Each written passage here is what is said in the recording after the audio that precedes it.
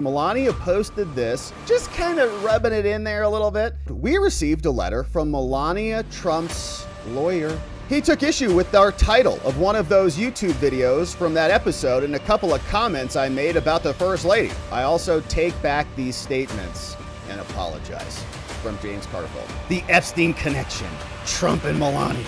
Melania crushes James Carville, the Democrat super operative who's been around forever. You can see Melania posted this, just kind of rubbing it in there a little bit. She said here on X at 9:05 a.m., she said, hey, guess what? Here are a couple of images. First one is this post from James Carville. Polls with Professor blah, blah, blah, with James Carville and somebody else. Saying, in last week's podcast episode, Carville writing, or somebody from his team, we spoke with Judd Legume. And after the episode, we received a letter from Melania Trump's lawyer. He took issue with our title of one of those YouTube videos from that episode and a couple of comments I made about the First Lady. We took a look at what we complained about and we took down the video and edited out these comments from the episode. I also take back these statements and apologize. From James Carville. And, you know, it's like we're all probably going to have to say something like that at some point in our careers. So, you know, I don't want to hit him too hard because, you know, at some point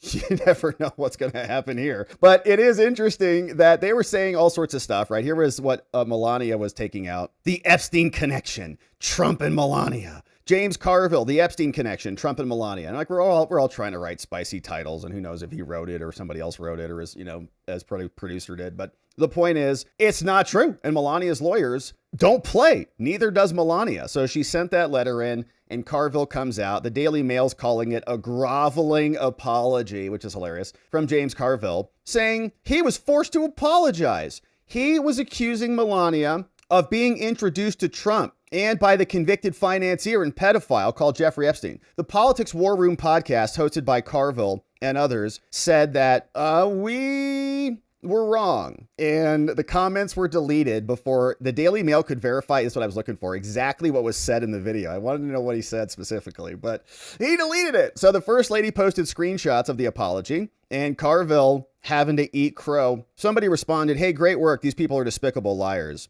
And lots of comments and reaction there. So Trump was also posting about it. He posted it here. So they're all having fun dunking on Carville. And he's probably a little nervous. Doesn't want to get hit with like $100 billion lawsuit like Rupert Murdoch. So that's happening. And Carville's just kind of nuts. So this was an interesting title I saw over from The Hill, because he says Democrats have to, I guess, add states, is what Carville says, and expand the Supreme Court in order to, even The Hill is doing this, quote, save democracy. They put it in quotes. Like, you never see them do that. Usually they're like very serious about it. Like, okay, save democracy. You have to add states to save our country? What are you talking about? Here is what the article said that Carville was saying Carville on Thursday said we should add 2 states to the country and expand the Supreme Court in order to, quote, save democracy.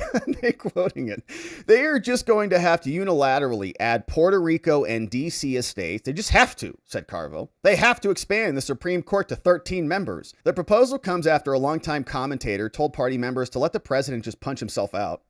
That means. Carville says conditions are drastic. Excuse me, the Democrats are punching themselves out. Now, I would say, well, I don't know if that's the greatest idea in the world. You're going to open up Pandora's box if you just start adding states. D.C. statehood remains a pressing conversation in Washington and Puerto Rico, right? These other places, you know, maybe they should have some representation, but how do you do that in a way? I mean, if we're going to take over Canada too, we're really going to have to think this stuff through. So that's what Carville's up to. We know he's kind of nuts. Somebody else who's nuts, Carly Bonnie clipped this one, is Pelosi, and she was out. I don't know what this clip is, but she's looking a little rough out there. Responding to the pauses in gender affirming care here in California. Well, that is something that I'm working for at the national level, and we have, how can I say, our hope. She just wake up? Was she sleeping on the street or something? That we can have gender affirming care for our trans kids, and that it's a sad thing for us. I'm not totally. I don't know what effect we can have nationally with what we have going on in the White House and in the Congress. It's really very sad. If you were there, outside our door, we have a trans flag outside of our door in the Why? This is America, not Trans-America. Congressional office building. We have the trans flag, as do some of our other colleagues.